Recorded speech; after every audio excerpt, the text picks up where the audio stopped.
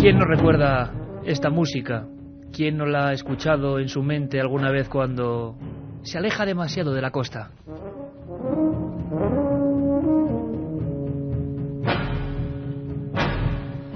Yo creo que pertenece ya a nuestro inconsciente colectivo, efectivamente, esa película, y sobre todo ese ser del que íbamos a hablar, mito y misterio, Tiburón, pero eso será en la segunda hora, donde nos ocuparemos sobre todo de animales, muchos de ellos dignos de la leyenda, muchos de ellos quizás realidades.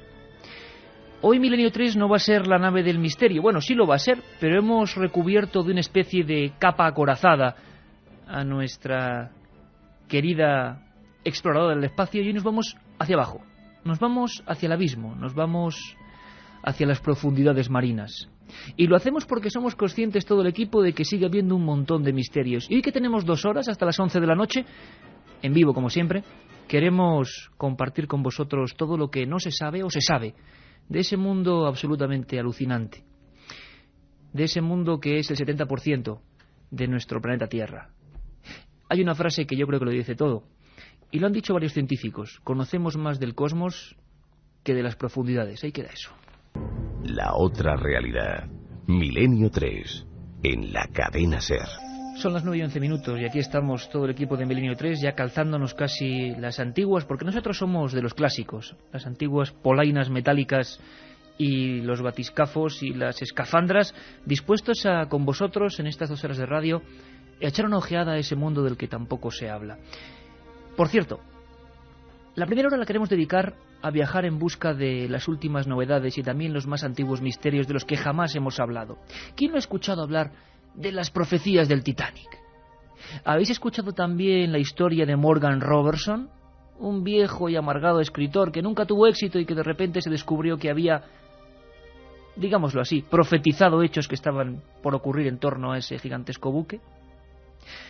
Bueno, nadie se lo esperaba, pero es la historia de la pequeña novela, no se encontraba ni en los puestos de segunda mano, llamada Futility, el autor Morgan Robertson, 1898, 14 años antes, apuntad bien amigos, 14 años antes de que el gran Titanic levase anclas y saliese rumbo a su último y lujoso viaje, un hombre escribía febrilmente en una cochambrosa habitación. El gran misterio es cómo ese hombre, que además por cierto dicen que le daba al alcohol de mala manera, describió un viaje que era idéntico al del Titanic, un viaje inolvidable.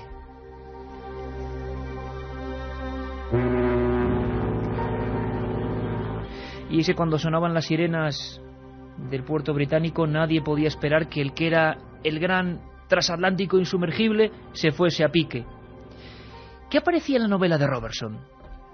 Bueno, pues aparecía la historia del Titán. Curioso, ¿verdad? No el Titanic, el Titán. 2.177 pasajeros en la novela, en la imaginación de este escritor. En realidad había 2.227. El Titán de la imaginación, 14 años antes, tenía 24 botes salvavidas. 20 tenía el Titanic. El tonelaje coincidía entre 66.000 y 70.000 toneladas. La longitud solo erraba en 20 metros. La misma velocidad, 24 nudos, el mismo número de hélices. Se inventó el mismo lugar de partida, Southampton.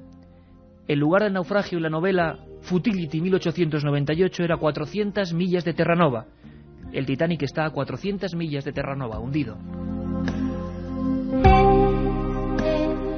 En esa novela de Morgan Robertson, que causó, imaginaos, el gran impacto, hubo 705 supervivientes. En el Titanic fueron 605. La velocidad máxima de ese viaje imaginario de la novelita fue 25 nudos. La velocidad de impacto del Titanic fue 25 nudos. 14 años antes, con los sellos de la imprenta y de la tirada correspondiente. ¿Cómo era posible? ¿Casualidad? ¿Quién sabe? ¿Aún creéis en las casualidades?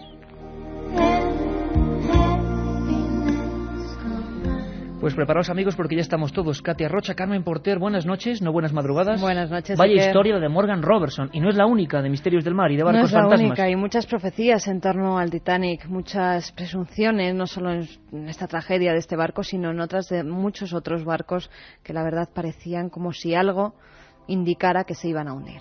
Bueno, como digo, estamos todo el equipo. José Antonio Hernández y Juan Carlos Ingelmo hoy son los capitanes que van con los mandos. Dentro de poco iremos poco a poco descendiendo en profundidad y haciendo, escuchando, viendo, también se puede ver por la radio, qué nos podemos ir encontrando. Sorpresas. Hay gente que dice que los extraterrestres no existen. Estos sí son extraterrestres, no están sobre tierra, están en las aguas marinas y por su aspecto superan desde luego cualquier descripción de la ciencia ficción. Vamos a conocerlos.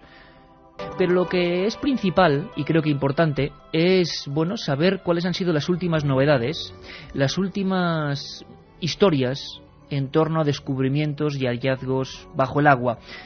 Historias que en el último año se han ido produciendo con inusitada correspondencia. Casi cada mes teníamos nuevas noticias. De esas noticias, ¿qué es lo que queda? Vamos a recordarlo. Por ejemplo, hace tan solo un par de meses, 3 a lo sumo, hablábamos con Jamie McCulkin, que era el director de la expedición que dentro de unos 30 días iba a sumergirse en las marismas de Hinojos, con los mismos aparatos submarinos que en su día descubrieron a ese Titanic del que hemos hablado. Dicen, buscaban, intuían las ruinas de una antigua cultura que unos llaman Tartesos y otros Atlántida. En Milenio 3 escuchábamos de la propia voz de los protagonistas, a punto de prepararlo todo, a las personas que iban a hacer ciencia descubriendo un misterio. Les escuchamos.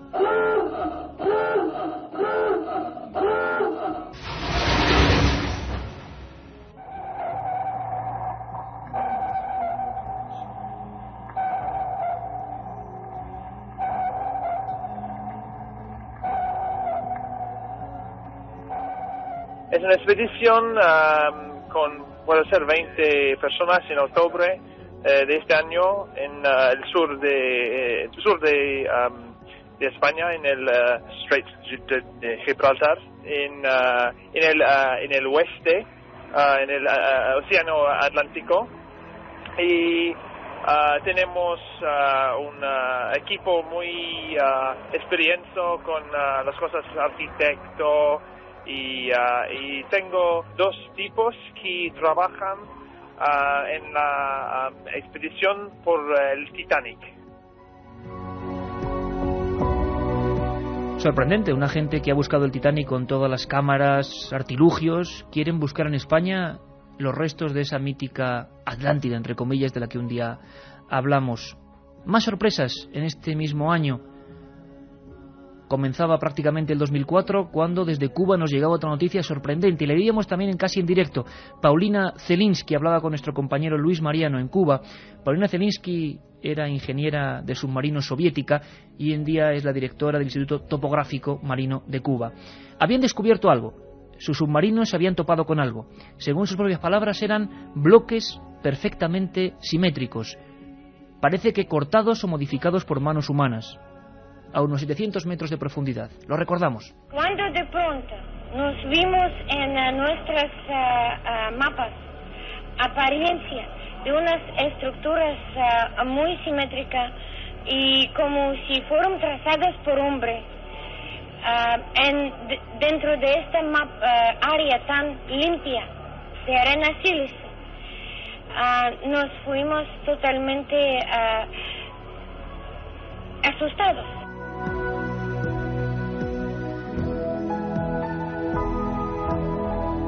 Noticias que tienen que ver siempre con las profundidades. No solo hay barcos fantasma o monstruos, sino también hechos objetivos que todavía pueden verse, aunque parece que es muy difícil, y no solo por las circunstancias de las atmósferas, sino por la burocracia que hay, bajar a investigar a los fondos marinos. Carmen, se me olvidaba, hay una línea, por supuesto, abierta para todos los amigos de Milenio 3 en estas 2 horas, luego recordaremos los programas especiales que vienen de Milenio, hoy hasta las 11, y un regalo que tiene mucho que ver con lo que íbamos a contar. Efectivamente, Iker, una línea abierta que es el SMS a través de los mensajes de móvil al 7640, palabra clave Milenio, espacio y lo que vosotros queráis. Vuestras preguntas, vuestras cuestiones, vuestras historias. Ya sabéis, 7640, palabra clave Milenio, espacio y lo que queráis. Vamos a sortear entre todos los SMS que nos lleguen 3 ejemplares de un libro que acaba de salir, está todavía calentito. Se llama Seres Extraordinarios y está publicado por la editorial EDAF en el Archivo del Misterio y su autor es el doctor Manuel Manuel Moros Peña. Seres extraordinarios, 3 ejemplares, y además la oportunidad en la segunda hora de preguntar a 2 científicos que yo creo que nos van a dejar con la boca abierta. Pues yo creo que estamos todos, ¿no? Estamos todos bien preparados, casi metiendo el batiscafo M3 en las profundidades de algún lugar del planeta Tierra, dispuestos a descubrir el misterio. Este estudio, todo a oscuras, se ha convertido en eso. Por cierto que los batiscafos tienen que ser como muy pequeños, ¿no? Con las paredes muy gruesas para aguantar esas profundidades. Antes de salir sería importante preguntarle a un compañero, a un polizón pero amigo, que es Nacho Ares, director de la revista de Arqueología, ¿qué se queda él? ¿Con qué extracto más importante de los últimos descubrimientos? ¿Qué es lo más serio? Porque hablamos de cosas y luego pues no volvemos a saber de ellas. Por ejemplo, esto de la Atlántida, dicen que para final de octubre. Si vienen a Cádiz a final de octubre, a Huelva mejor dicho, estaremos ahí con ellos. Pero a veces estas cosas se dicen a la ligera y luego se van olvidando. Nacho Ares, como decimos, director de la revista de Arqueología, compañero de este programa, nos indica para él un punto importantísimo, de otros muchos por supuesto, que quedan por descubrir. Le escuchamos. Preferiría quizás comentar algunas cositas de los descubrimientos que se han realizado en Alejandría, que es una ciudad que para muchos es realmente fácil ubicar en el mapa, está al norte de Egipto, en el Mediterráneo, pero que curiosamente lo que es la Alejandría antigua, la Alejandría que todos conocemos por las obras clásicas, pues de ella está totalmente sumergida no solamente en lo que es la costa de la ciudad, sino también debajo de lo que es la ciudad moderna, ¿no? Es muchísimo lo que queda todavía por descubrir en Alejandría. Hace unos años apareció lo que se especulaba que fuera el Palacio de Cleopatra. Parece que los exploradores franceses dieron lo que a todas luces sí que puede ser el famoso Faro de Alejandría, pero quizás desde mi punto de vista hay infinidad todavía de enigmas y misterios que quedan debajo de lo que es la ciudad en sí, la Alejandría que hoy está habitada por egipcios modernos y que levantaron sus casas ya desde hace siglos en lo que era una ciudad con una cultura y con una trastienda histórica muchísimo más importante de lo que quizás todavía podemos esperar. La otra realidad. Fenómenos extraños. Misterios sin resolver. Milenio 3. Leyendas y misterios. Solo faltaba uno. Carlos Barroso, nuestra voz. Él va casi encima del batiscafo. ¿Damos salida, Carmen? Enigmas y misterios, lo habéis pedido, de las profundidades. Vamos allá, amigos. Los viejos marinos siempre recuerdan, entre hazañas y gestas del pasado, una serie de historias que reclaman de inmediato la atención de los presentes. Son relatos, fantásticos unas veces y aderezados por la fascinación otras, que hablan de extrañas criaturas y barcos fantasma, de insólitas desapariciones y espectrales fuegos de San Telmo.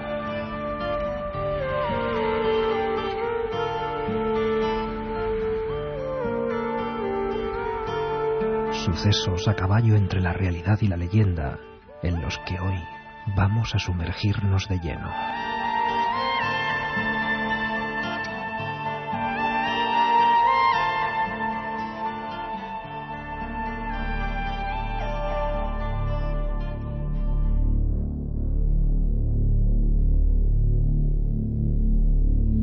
Curiosamente, Carmen, lo primero que fija la atención de los oyentes en el 7640 y las primeras preguntas de muchos amigos, sobre todo de Canarias, son y suelen ser sobre precisamente islas que emergen. Uh-huh. Eso es una leyenda absoluta, porque imaginamos que no es posible, o quizás sí, de alguna manera científica, algún islote que está cubierto en determinados momentos o corrientes puede emerger de nuevo y generar una leyenda. Pero hay una leyenda preciosa que tiene que ser el primer punto de partida de este viaje. Habitualmente cuando hablamos de islas fantasma, de islas con misterios, pues nos viene a la mente o Julio Verne o sonidos tan lejanos como los de, no sé, como los de la isla de Pascua.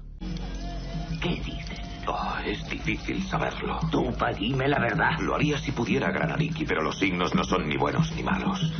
Quizá deberíamos mirar más tarde. He de saber cuándo será, Tupa. Hazlo de otro modo. Vuelve a intentarlo con el humo. Estábamos consiguiendo algo. Sí, Granariki. Aquí. Está acabada, Arikimao. ¿Quieres dar tu aprobación? No. Construid otra. Ariki, por favor, ¿puedo preguntar por qué este Moai desagrada a los dioses? Es muy pequeño.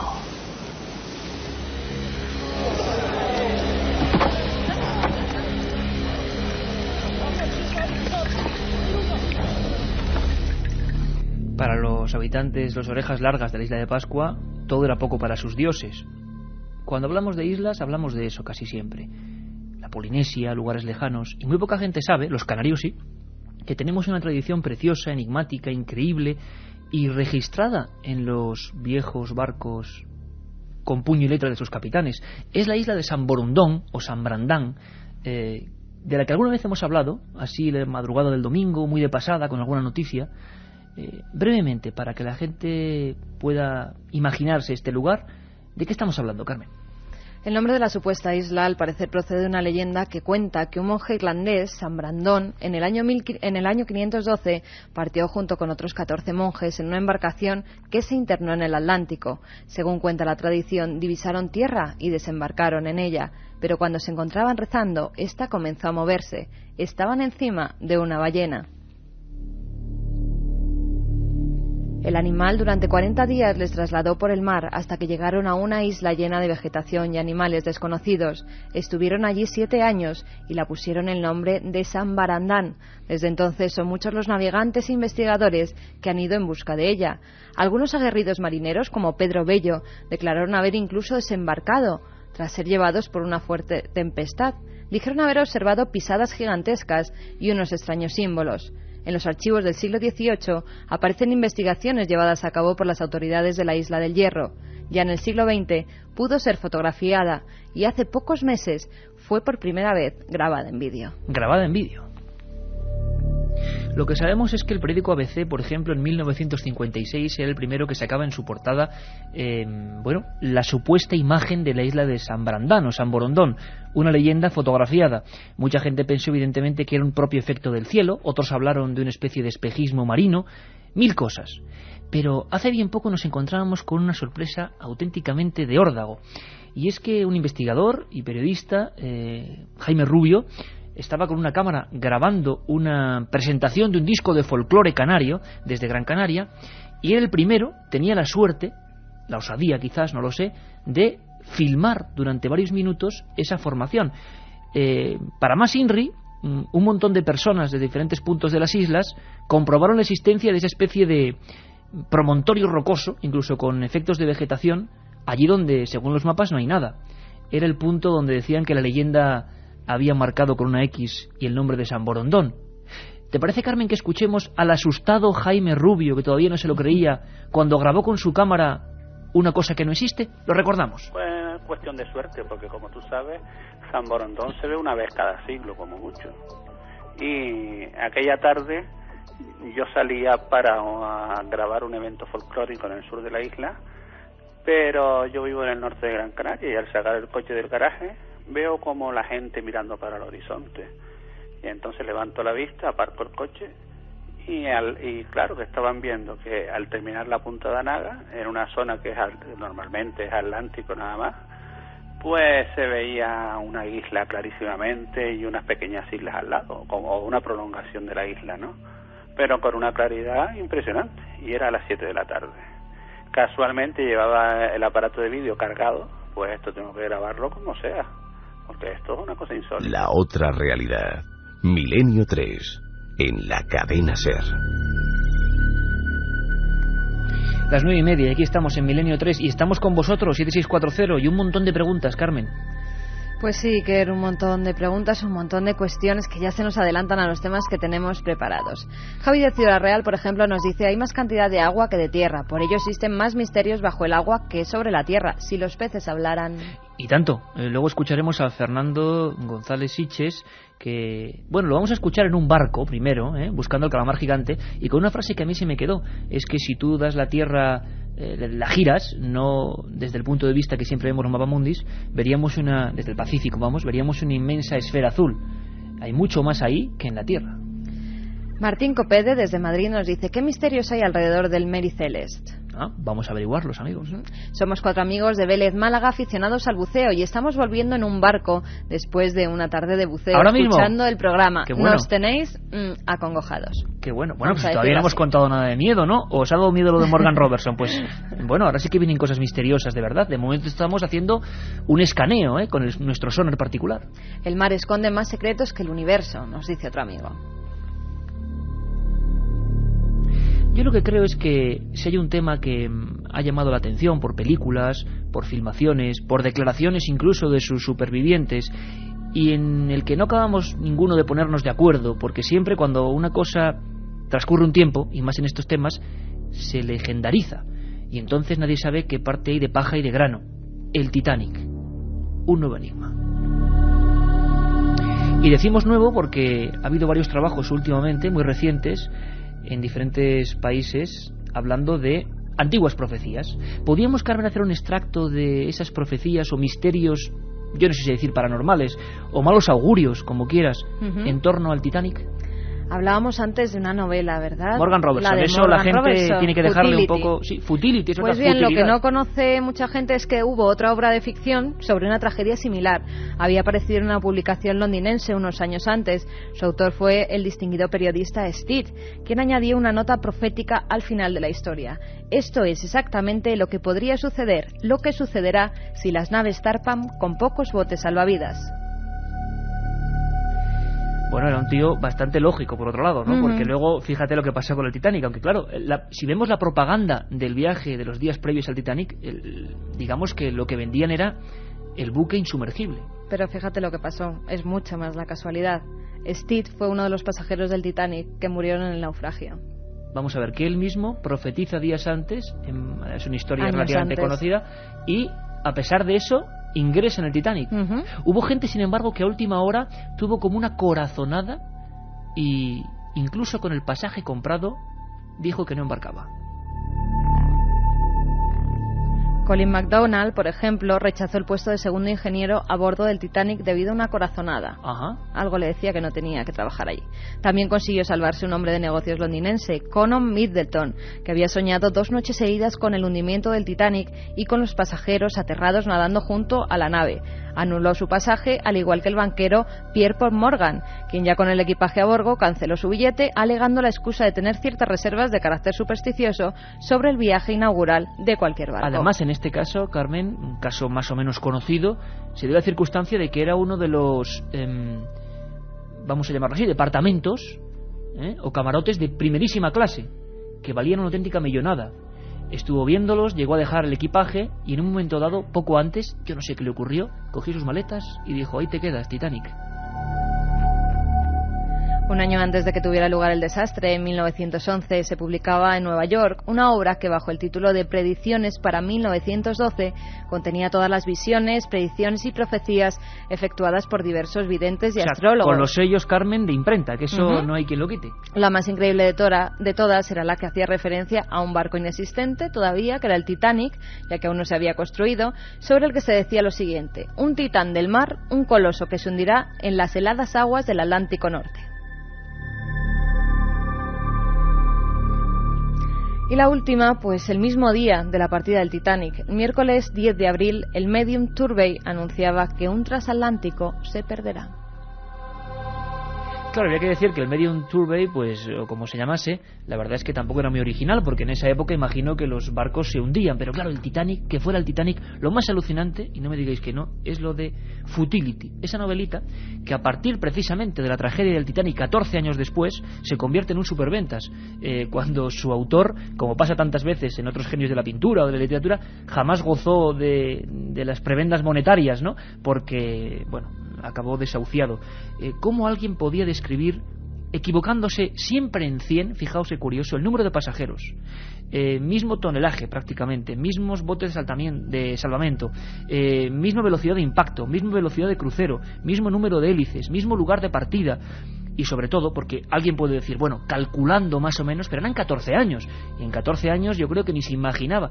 Ahora, si nos imaginamos algo tecnológico dentro de 14 años, podemos fallar, porque ¿cómo adelanta la ciencia? Lo más alucinante es lo siguiente: en la página 112 de ese libro aparece ese titán de la novela, se ahoga con toda la tripulación, mueren 705 personas a 400 millas de Terranova, y a 400 millas de Terranova, como antes hemos dicho, mueren en el Titanic en ese año 12, pero eran 605.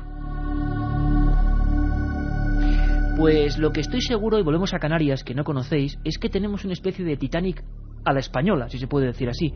Es la historia del Valvanera.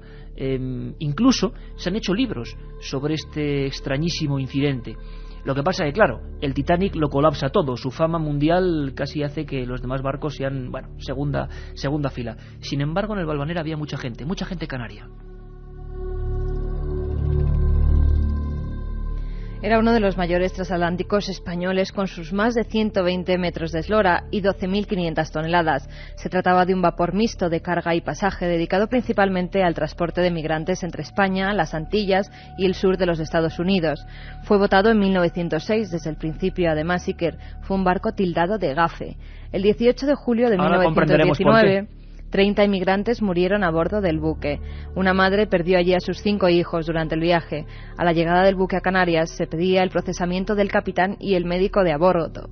El 10 de agosto de 1919 el capitán Ramón Martín Cordero, que era gaditano de 34 años, se hace cargo del barco. La mayoría de la tripulación era la primera vez que embarcaba en el Valvanera y el capitán tenía el presentimiento de que todo iba a salir mal.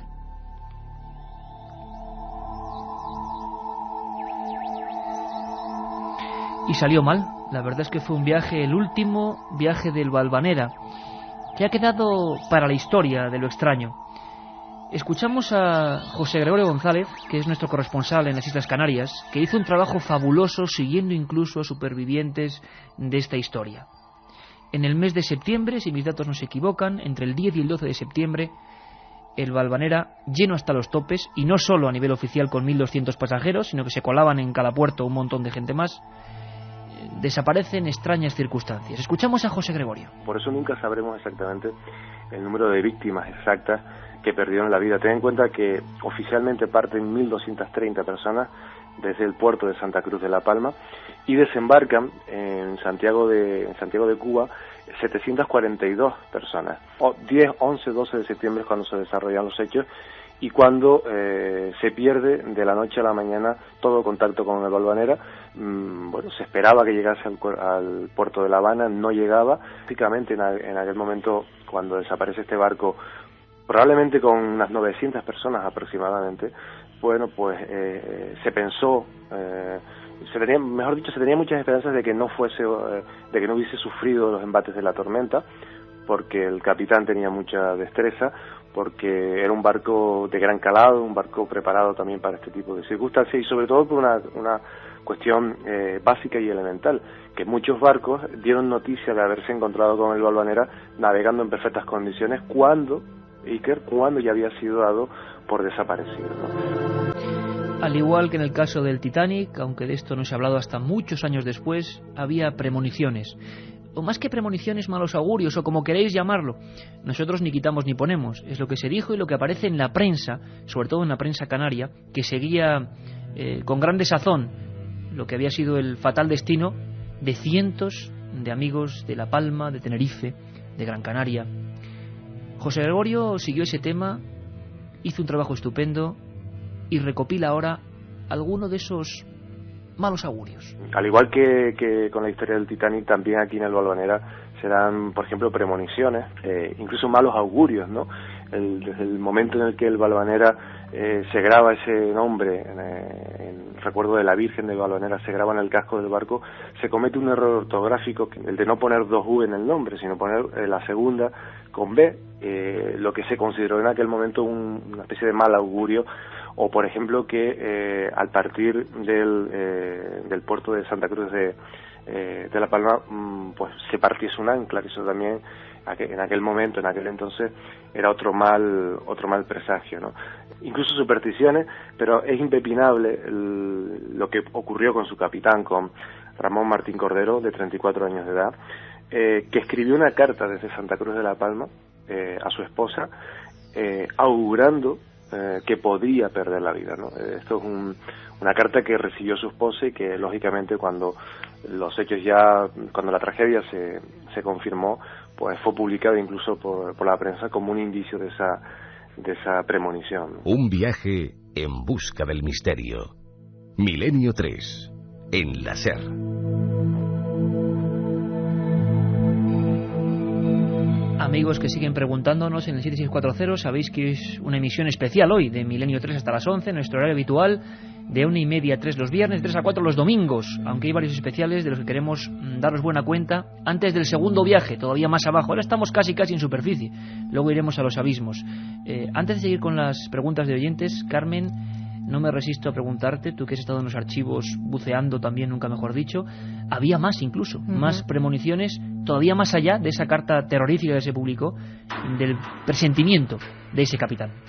Pues sí, que era además de la premonición de Ramón Martín Cordero, que era el capitán, hubo el de una niña, Ana Pérez Zumalave, que tenía 5 años de edad. Cuando vio el barco se negó a embarcar y, presa de un ataque de histeria, le gritó a su madre: «El barco se va a hundir, yo no quiero ir». También Iker, el 5 de septiembre, al llegar el barco a Santiago de Cuba, a pesar de que muchos de los pasajeros tenían el billete pagado hasta La Habana, desembarcaron un total de 742 personas. Lo que ignoran es que esta decisión iba a salvar sus vidas. Cuando se les preguntó, después de que se hundiera el barco, dijeron que una especie de presentimiento les había hecho desembarcar. Es lo que se publicó en su día, 742 personas. Bueno, ¿y qué pasó con ese barco? ¿Se chocó con algo? ¿Se agrietó? ¿Se topó con una tormenta?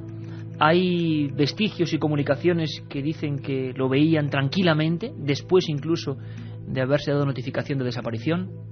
Lo más enigmático de esta historia, que seguro que muchos estéis descubriendo hoy, es que el Valvanera sí que se encontró, casi a las pocas horas, pero había una gran sorpresa en su casco. Bueno, después de varios días desaparecidos, incluso de esperar, de expediciones que salieron en busca del Valvanera, participó la Marina cubana, la Marina de los Estados Unidos envió barcos también a la zona. Y lo más sorprendente de este asunto es que solo apareció el barco, no en ningún momento aparecieron cadáveres. Claro, no se encontró, no se localizó ni un solo cuerpo. Y esto, bueno, contribuyó a arrojar un poquito más de misterio a todo el asunto del Valvanera, ¿no? Incluso hay una anécdota curiosa del movimiento espírita en Cuba, que recibía durante mucho tiempo mensajes en perfectas condiciones y que llegarían a puerto, lo que alimentaba las esperanzas de mucha gente en una época en la que el movimiento espírita pues tenía mucho prestigio, ¿no?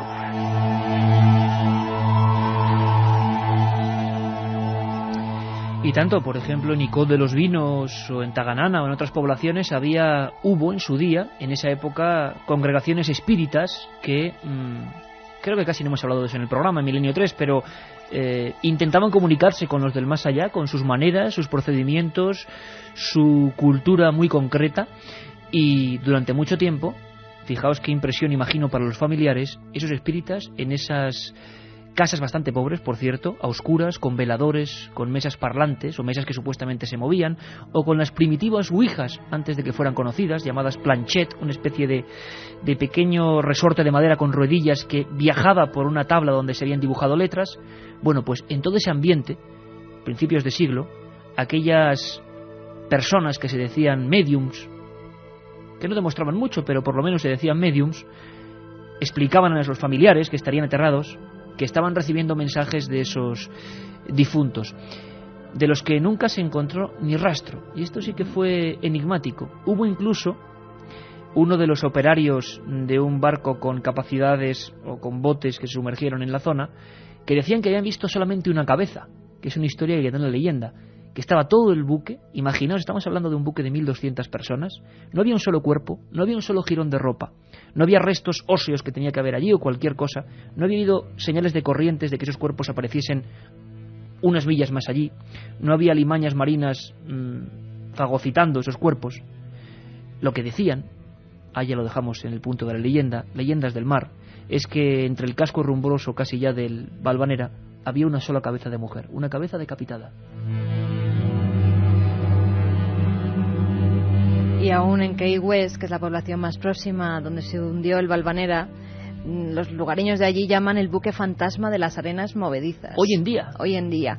Y cuentan que las noches en que hay temporal se oye aún el silbido de la chimenea del barco. Algunos incluso aseguran haber observado cómo una fantasmagórica figura negra lucha contra el oleaje intentando salvarse de morir ahogado. Quizá, y hablamos por supuesto de leyendas, pero preciosas leyendas, son las leyendas que dan sentido también al mar y a las reuniones de marinos. Quizá ese Martín Cordero, ese capitán que escribía su última carta atormentado diciendo que algo iba a ir mal.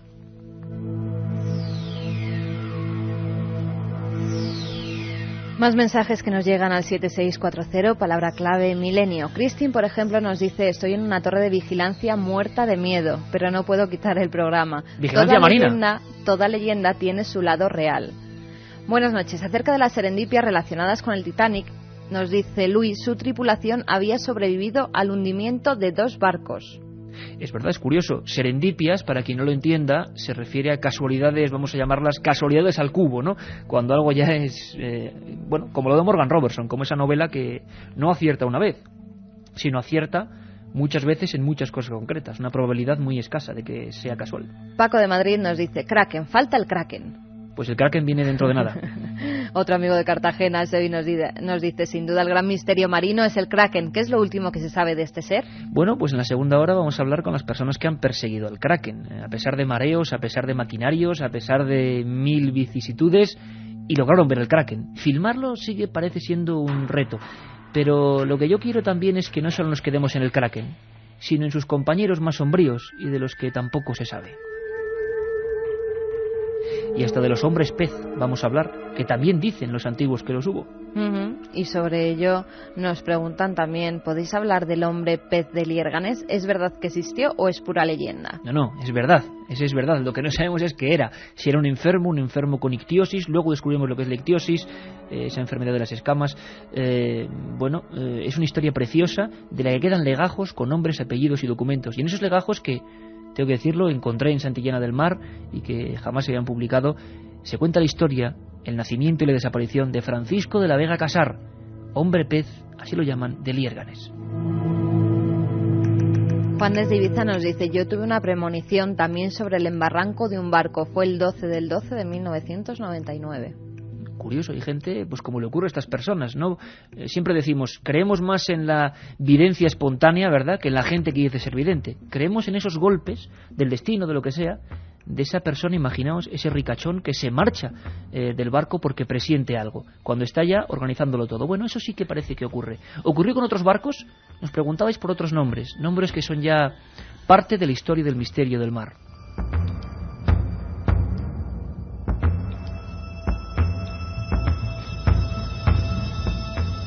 Mar y Celeste, por ejemplo, una historia absolutamente clásica para algunos y que también tiene buena porción de enigmas.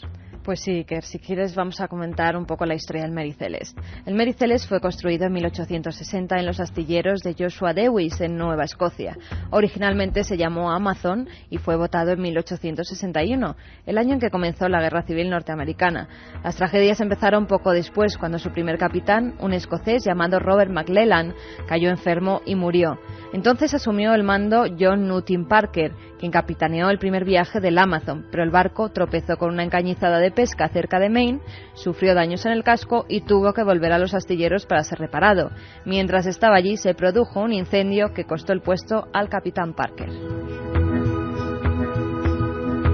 El Amazon cruzó por primera vez el Atlántico sin problemas hasta que llegó al estrecho de Dover y chocó con un bergantín. El bergantín se hundió y el Amazon tuvo que ser reparado de nuevo y su tercer capitán marchó en busca de otro puesto, la leyenda negra que perseguía este barco. Después de las reparaciones y del nombramiento de otro capitán, el Amazon volvió a América y acto seguido encalló cerca de Cove Bay, en la isla Cap Breton, en Nueva Escocia. Fue sacado de las rocas y reparado de nuevo, pero parece que fue vendido varias veces. Varios de sus propietarios quebraron y ninguno de ellos obtuvo beneficios de su contacto con el barco. Finalmente llegó a manos de Winchester & Company y se pasó a llamar Mary Celeste. El 2 de noviembre de 1978 zarpó rumbo a Génova, Italia, con una carga de 1.701 barriles de alcohol desnaturalizado. Sería la última vez que se vería a la nave y a su tripulación. Un mes más tarde, el 5 de diciembre, poco antes de la 1 del mediodía, un marinero del Dei Gratia, John Johnson, que estaba al timón, avistó un barco a unos 8 kilómetros. El capitán Morehouse intentó contactar con él varias veces, pero al no obtener respuesta, decidió enviar a algunos hombres a investigar. Cuando llegaron hasta el navío, se dieron cuenta de que el Mary Celeste estaba completamente desierto. Lo que les extrañó es que el barco estaba en mejores condiciones que muchos otros que cruzaban regularmente el Atlántico y que todo estaba colocado como si lo acabaran de abandonar. La ropa colgada, el suelo encerado. Lo único que hacía presagiar que el barco había sido abandonado era que un trozo de barandilla estaba roto y desde allí habían lanzado los botes salvavidas, ¿Pero por qué razón? La mayoría de las teorías apuntaron a un asesinato masivo cometido por la propia tripulación del Mericeles o por los hombres del Dei Gratia. Otras leyendas hacen referencia al ataque de un pulpo gigante, una enorme criatura hambrienta que acabó con toda la tripulación. Menuda historia, el Mari Celest. Desde luego, ese pulpo, por lo menos en las leyendas nórdicas, existía, era el famoso Kraken. Era ese calamar gigante que también ideó en su mentalidad Julio Verne, y todo el mundo les llamaba exagerados, ¿no? Luego comprenderemos que de ese animal hay toda una historia real, verídica, auténtica. Eso sí, dicen los expertos, que luego van a estar aquí, que puede haber calamares gigantes de 20 metros de largo. ¿Serán capaces de atacar un barco? ¿O eso sí que jamás ocurrió y fue una especie de exageración? Todos tenemos en la memoria, y a ver si hacéis un pequeño esfuerzo, porque estoy seguro que lo podéis ver, ese grabado antiguo, antiquísimo, creo que del siglo XV-XVI, en el que una especie de pulpo grueso, gigantesco, está amarrándose a las velas de un barco y lo está intentando hundir. Al mismo tiempo intenta devorar a los aterrorizados marinos. Y el Seabird, el pájaro del mar, sería el último de los barcos fantasmas, ¿no, Carmen? Sí, Iker, el Seabird de 1883 se produjo cerca del faro de Canby, en Oregón, otro caso de desaparición extraña. El Seabird era una goleta de 26 metros de eslora, sin razón aparente se echó sobre un banco de arena. Los testigos que se encontraban en la costa esperaron a que anclara, pero no lo hizo. Otro golpe de mar hizo que el barco se ladeara hasta casi alcanzar el agua. Entonces todos esperaron ver a los marineros lanzarse, pero no fue así. Cuando las autoridades fueron avisadas y subieron a bordo, se dieron cuenta de que el puente estaba desierto. Todo estaba en perfecto orden. Incluso en la cocina, la sartén y la comida aún estaban calientes. El café hervía y aún olía a tabaco. Lo extraño y curioso de todo esto es que no quedaba el más mínimo rastro de la tripulación. Nunca se halló a ninguno de sus marinos. Le queremos preguntar de nuevo a Nacho Ares cómo hoy en día, 2004, está ese asunto de intentar rescatar tesoros de este tipo de barcos. Fantasmas o no fantasmas, con más o menos riquezas. Sigue siendo un mundo, parece que vedado a unos pocos. Esto es lo que nos respondía. Patrimonio arqueológico en este sentido de la península ibérica, sobre todo lo que es la zona mediterránea, es quizás de los más grandes del mundo en este sentido, ¿no? Hay una cantidad inmensa de pecios, muchos de ellos todavía ilocalizados, pero que todavía, sobre todo por problemas burocráticos, administrativos, en muchos casos los que intentan realizar este tipo de investigaciones son empresas totalmente privadas, que nada tienen que ver, no tienen, mejor dicho, ningún vínculo con instituciones públicas, ¿no? Pero, y sobre todo también por el elevado coste que ello supone, es decir, sacar un pecio de un barco, hablemos de una manera mucho más clara de las profundidades del mar, es un proceso y algo realmente muchísimo más costoso de lo que es una simple excavación a nivel de tierra. Un programa que se sumerge en el otro lado de la realidad. Milenio 3, con Iker Jiménez y todo su equipo en la SER. Y esta noche de profundidades, esta noche marina, esta noche de océanos oscuros ya a estas horas. Yo siempre me he imaginado, cuando veo el mar de noche me da un respeto, me da una cosa, sigue siendo un universo completamente vedado, al menos para mí. Juan Carlos Ingelmo, hoy es el capitán, no como el de la Valvanera, afortunadamente, que nos lleva por buen ritmo en torno a las profundidades. Estamos ya a punto de descender a una segunda hora, de verdad, que va a merecer mucho la pena. Tanto como que creo que es momento de presentar a dos invitados. También los veo con el buzo, también los veo con las botas, también los veo con todo tipo de artilugios, de luces. Va a ser una exploración en vivo para todos los cientos de miles de amigos de Milenio 3. ¿Quién tienes a tu lado, Carmen, aquí en el Estudio 1? Pues a mi lado está Óscar Soriano, él es investigador del Museo de Ciencias de Madrid, que pertenece al Consejo Superior de Investigaciones Científicas. Además, todo un aventurero. Yo me acuerdo en ese barco en busca del Kraken junto a él, enseñándome todos los peces, diciéndome lo que se podía ver, lo que no se podía ver y comentando lo que había en el abismo. Los tiburones que hay por ahí. Hasta Juan Carlos nos ha sacado ya el sonido del sonar. Estamos ya descendiendo, amigos.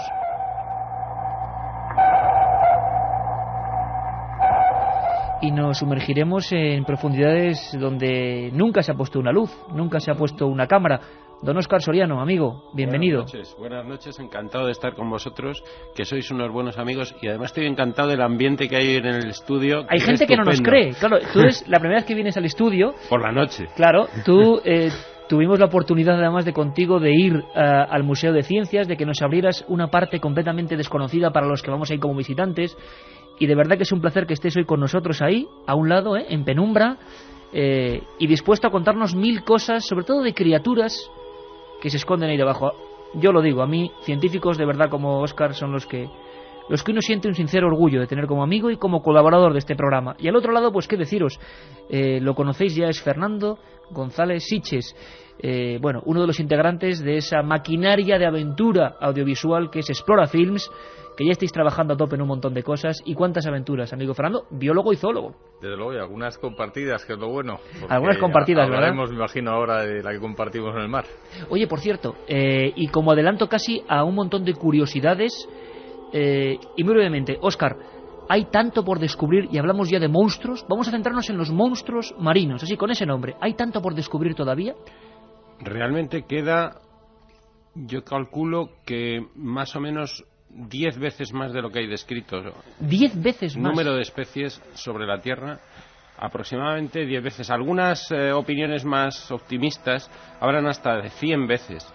Vamos a quedarnos en 10 veces más, y no me refiero solo al mar, me refiero en conjunto a todo el planeta, pero en el mar se espera que se eleve muchísimo el número de especies que quedan por descubrir.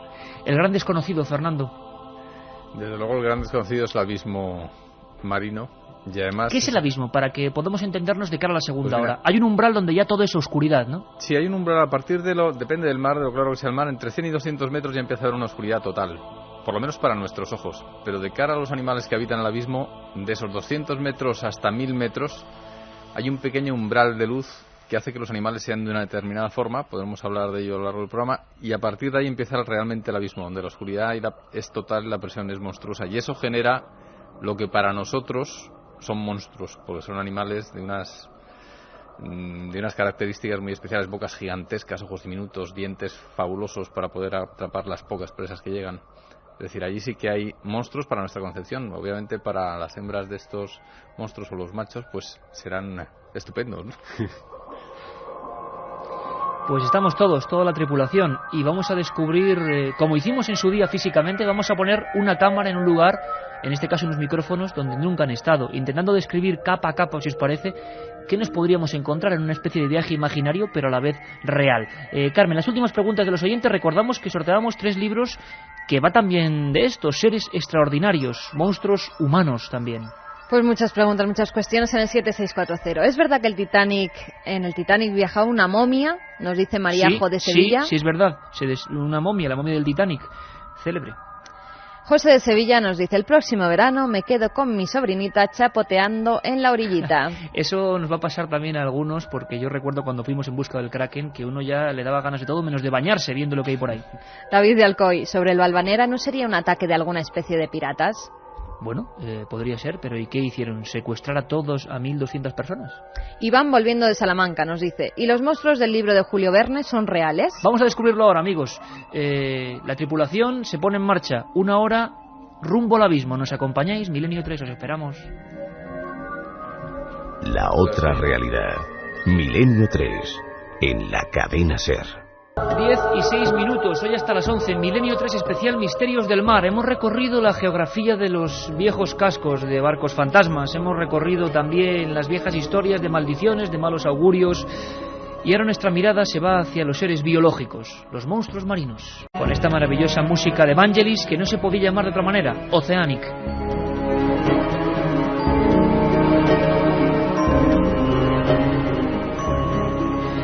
Antes de que Carlos Barroso nos abra la compuerta definitivamente hacia el mundo de los animales que conviven con nosotros, que están ahí, de los que no sabemos absolutamente nada, me gustaría haceros, Carmen, brevemente, porque lo está preguntando la gente, una mínima nota de agenda. Milenio 3, 3 ciudades. Carmen. Pues la primera de esas ciudades en la que Milenio 3 va a hacer el programa es Alicante. El 22 de octubre nos vamos hasta Alicante para hacer el programa desde allí con todos vosotros en directo. Una semana después, En Alicante, en el... Salón, no, en el Paraninfo de la Universidad. Ajá. Eso es. Una semana más tarde viajaremos hasta Toledo. O sea, el día 29. Allí también haremos un especial sobre todos los misterios de Toledo, una ciudad mágica donde las haya. Menudo lugar, ¿eh? Y por último, el día 5 iremos hasta Vitoria. 5 de noviembre, Vitoria. Allí estaremos. En el Centro Cívico Europa. Efectivamente. Iker. O sea que para que todos tomen nota, que esto es importante. 22 de octubre, Toledo. Perdón, 22 de octubre, Alicante, Paraninfo de la Universidad. 29...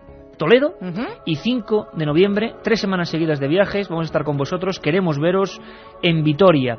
Y por favor, ante la avalancha de llamadas, de correos electrónicos, de SMS, lo ideal es ponerse en contacto con la cadena SER local. Ellos os informarán cómo conseguir las invitaciones, entrada gratuita por supuesto, cómo conseguir las invitaciones, cómo reservarlas, etcétera, etcétera.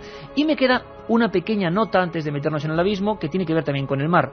El martes de 10 a 11, este martes de 10 a 11, día 12 de octubre, hacemos un programa distinto sobre el descubrimiento, sobre el secreto, le hemos llamado el gran secreto de Cristóbal Colón. Y tengo que deciros que el equipo de producción de la cadena SER, comandado por Mariano Revilla y con toda esa gente fantástica que ha vuelto a dramatizar como se hacía antes, va a meternos de lleno en la historia de eso, un as en la manga de Cristóbal Colón. Recordadlo, ¿eh?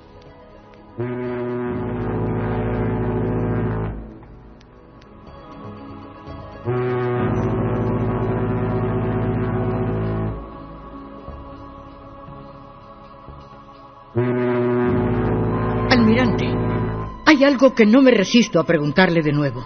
Usted dirá, Alteza. ¿Cómo se puede tener un conocimiento tan preciso de valles, minas, montañas y ríos de un lugar en el que nadie ha estado jamás? Cristóbal Colón guardaba un secreto, una increíble verdad que solo algunos han sabido con el transcurrir de los siglos.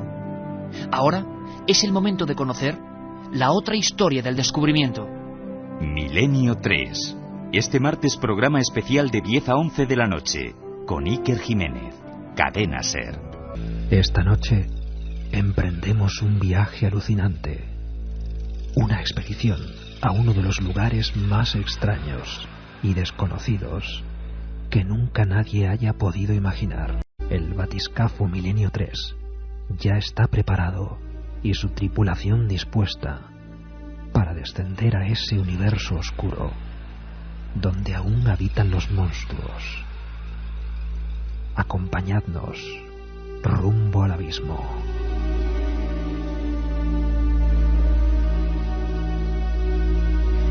Estamos ya bajando en busca de ese mundo, como decía Fernando González Siches y Óscar Soriano, que es algo completamente desconocido, absolutamente insólito.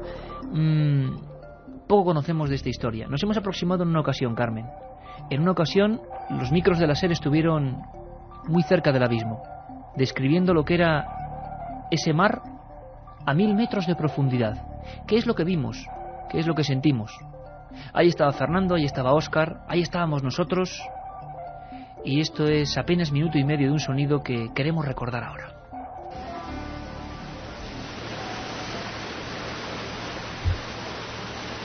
Y nos encontramos ya en esta especie de puente de mando junto a los monitores, y a un lado tenemos el agua prácticamente entrando por el casco. Los marineros en la parte superior están trabajando, haciendo los últimos preparativos. Ha caído ya la noche y nos encontramos, parece ser, sobre el punto exacto donde puede habitar ese kraken, ese ser de las profundidades. Fernando González Siches, director del proyecto Kraken, menuda empresa, y hay que valorarlo, poner estas cámaras a 1000 metros de profundidad, un trabajo titánico. Tan fascinante como complicado, porque, vamos, de hecho, por eso no se ha conseguido rodar hasta la fecha el calamar gigante, porque es que poner unas cámaras en esas cotas de profundidad y conseguir estar viendo en tiempo real como estamos ahora mismo, pudiendo ser testigos privilegiados de este abismo, pues nos ha supuesto 2 años de trabajo y 40 personas dedicándose en cuerpo y alma a desarrollar una tecnología que pudiera hacer real este milagro, ¿no? Pero el resultado, bueno, ahí lo tienes. Es como ver otro planeta prácticamente aquí a través de los monitores. Es que es otro planeta. La Tierra, si tú le das la vuelta, si no la ves como solemos verla nosotros en los mapas, Si le damos la vuelta y lo vemos por el Pacífico, y lo viéramos desde el espacio, veríamos que el planeta es un planeta azul, o sea, principalmente de agua. Hay mucho más allá abajo que por encima del agua, en la superficie. Y todo absolutamente desconocido. Esto mismo que tienes delante, estas imágenes de los monitores, están hechas en un lugar, son imágenes de un lugar que no se ha visto jamás en la historia. Y no solo eso, sino que jamás desde la creación del mundo una luz artificial como esta ha iluminado ese fondo, ese limo que estamos viendo ahora, y a estas criaturas que pasan de vez en cuando por delante de la cámara, jamás nadie lo ha iluminado, salvo la propia luz bioluminiscente de los peces y los invertebrados del fondo marino. La otra realidad. Milenio 3, en la cadena SER.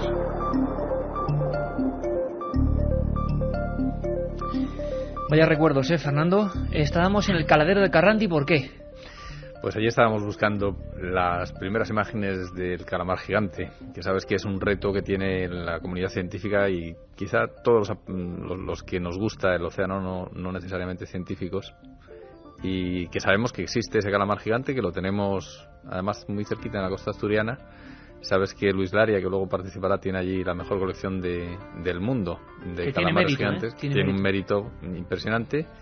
Y era la primera vez que en España se intentaba algo así. Realmente la primera vez que se intentaba siquiera aproximarse a conocer la naturaleza del abismo a través de una cámara, ¿no? Y bueno, ahí estuvimos todos los que estamos aquí, la verdad. Y sabéis que no lo conseguimos al final, pero no cerramos la puerta de intentarlo otra vez. Bueno, tenemos esperanza. Conseguimos que este micrófono que tengo yo aquí, bueno, este exactamente no, pero no igual amarillo, acabase un programa pegándole al Kraken, aquel Kraken que se capturó, que la gente casi es que dice, no me lo puedo creer. ¿Te acuerdas, verdad, Óscar? Hombre, claro ese que calamar sí. Que tuvo que pasar por debajo de nuestro barco, realmente, prácticamente. Pues estaban pescando a 300 metros de nuestro barco. Y cuando llegamos a tierra nos llegó la noticia que habían sacado un calamar. Salimos corriendo, pues los 4 que estamos aquí, hacia el puerto pesquero, y allí nos lo encontramos, pero la sorpresa vino después, y es que aquel calamar era un calamar macho, y hasta ese momento en España se habían capturado 25 hembras y ningún macho. Ningún macho. Sí, y sorprendentemente luego descubrimos cosas que nos llamaron mucho más la atención, y es que los calamares en su reproducción inyectan una cosa que se llama espermatóforo, que es donde van los espermatozoides, en cualquier parte del cuerpo de la hembra, y luego estos migran hasta que se logra la fecundación. Pero la sorpresa que nos encontramos en el calamar macho es que en uno de sus brazos había un espermatóforo inyectado, ¿no? Y entonces esto nos chocó bastante y empezamos a darle vueltas al asunto, si esto había podido ser en un encuentro. Los encuentros entre machos y hembras de calamares suelen ser bastante violentos. Bueno, y con esas longitudes. Efectivamente, y además es que se enroscan entre ellos, es una cópula curiosa, ¿no? Cuando menos. Y empezamos a dudar si ese espermatóforo había sido producto de un error de encuentro entre dos machos, o si el macho en esa vorágine sexual se lo había inyectado a sí mismo. Esto lo estamos tratando de investigar nosotros en el Museo de Ciencias Naturales, y los alemanes hace pocos meses, hace 2 meses, publicaron la misma observación, publicaron en prensa normal, no en prensa científica, porque realmente el proceso para saber si ese espermatóforo es del propio animal o es de otro, pues es complicado y delicado, ¿no? Entonces estamos en la misma línea ambos equipos, los alemanes por un lado y nosotros por otro. Así que ese macho nos puede aportar mucha luz a mucha duda que tenemos sobre la biología. Estamos ya embarcados y, como dice Óscar del Museo de Ciencias Naturales, un científico de los de verdad, de los que se visten por los pies y que es capaz de ponerse las botas y perseguir. No es solo la ciencia de despacho, sino salir casi como los aventureros antiguamente, y los piques que hay entre países por conseguir, evidentemente, la mejor muestra. 7640, palabra milenio, esos 3 libros de seres extraordinarios que sorteamos con vuestras preguntas, y Carmen va a ir almacenando para luego preguntárselas a Óscar y a Fernando. Un viajero del abismo totalmente esquivo. Los datos que tenemos son alucinantes para quien no sabemos de esto, Fernando. Ojos como un balón de balonmano, luces en la parte delantera, algunas especies que tienen garfios en vez de ventosas, y eso está ahí abajo y no somos capaces de... ¿Por qué están saliendo tantos? ¿Por qué están surgiendo tantos en nuestras propias playas?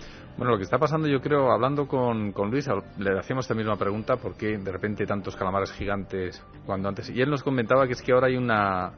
Y bastante de la responsabilidad tuvo la campaña del proyecto Kraken, y desde luego mucha de ella la tiene Luis Laria con el programa que tiene de actividades para que la gente conozca a este calamar gigante. Es que antes aparecía el calamar gigante y nadie le daba importancia porque no se sabía muy bien. No se lo podían comer tampoco, porque la gente dice, ¿y esto se puede comer? No. Alguna vez lo han intentado y creo que ha habido intoxicaciones masivas porque tiene muchísima concentración de amonio en su cuerpo y hace que sea incomible, gracias a Dios, porque si no me imagino que ya en parte los japoneses se lo habrían comido o pescado, habría una pesquería seguro.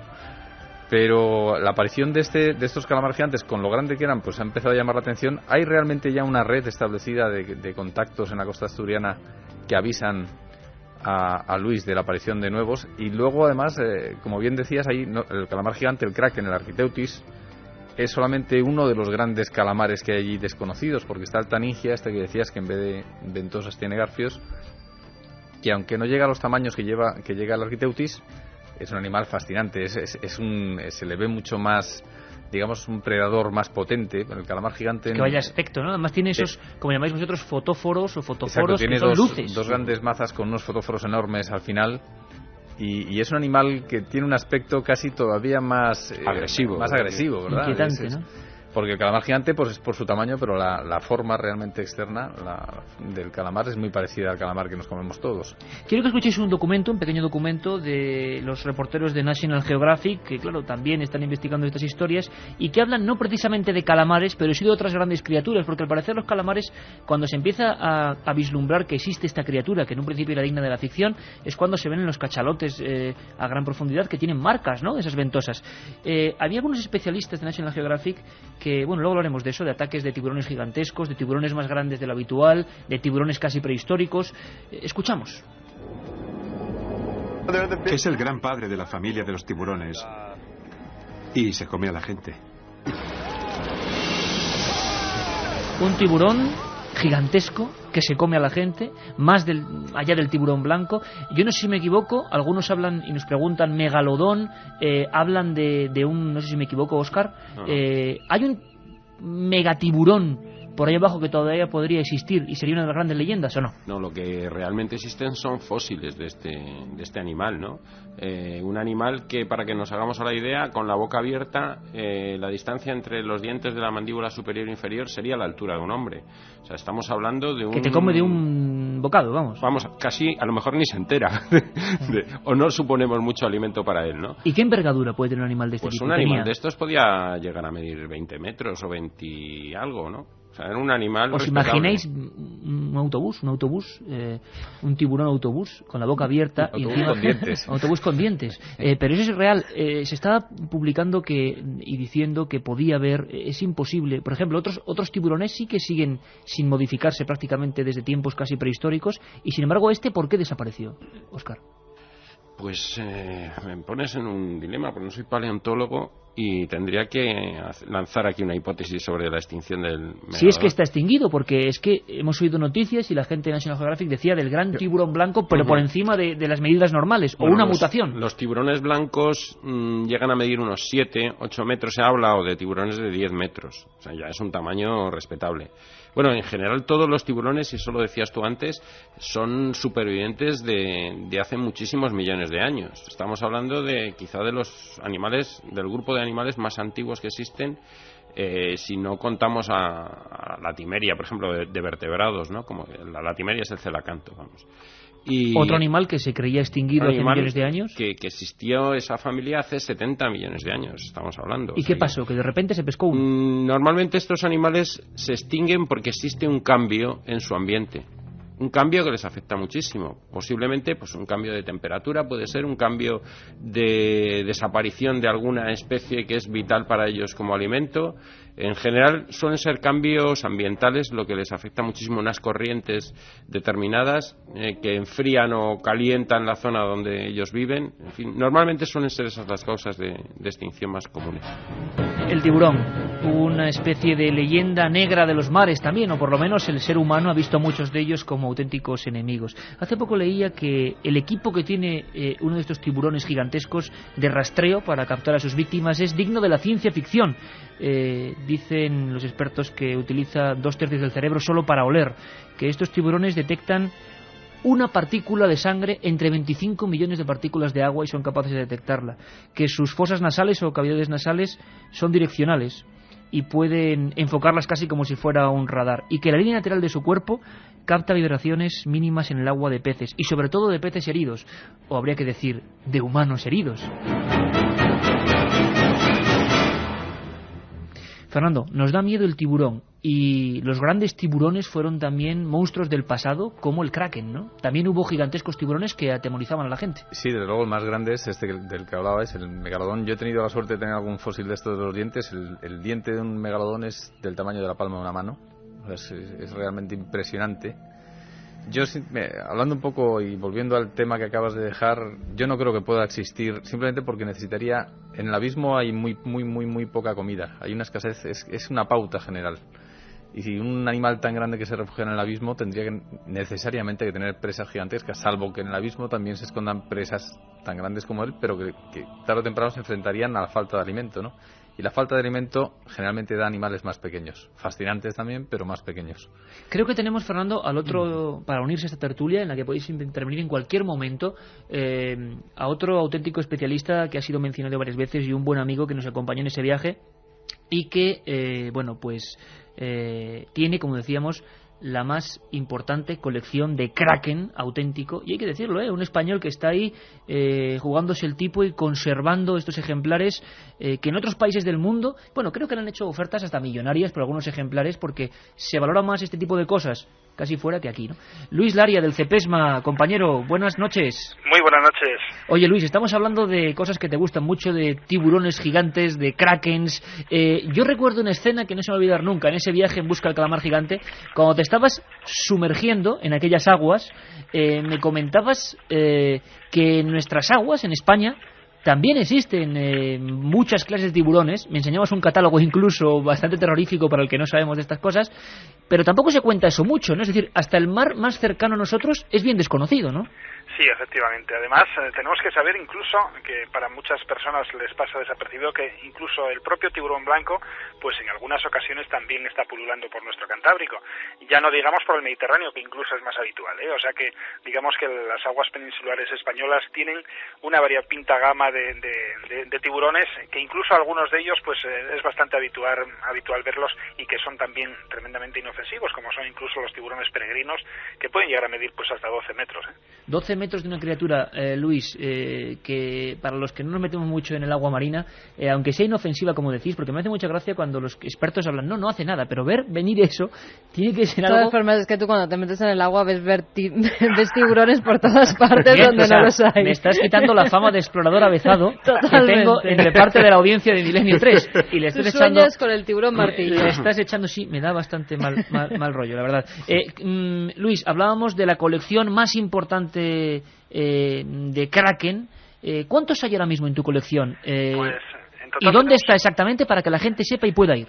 Bueno, pues tenemos 21 ejemplares y la gran mayoría de ellos pues están en Luarca, que es un pequeño pueblo de la costa asturiana, en el occidente. Maravilloso. Bueno, pues muchas gracias, y yo de verdad que disfruto mucho en este pueblo, aunque yo no soy de aquí, soy de Gijón, pero bueno, realmente disfruto muchísimo en un pueblo como este, del que me siento realmente ya como nacido, ¿no?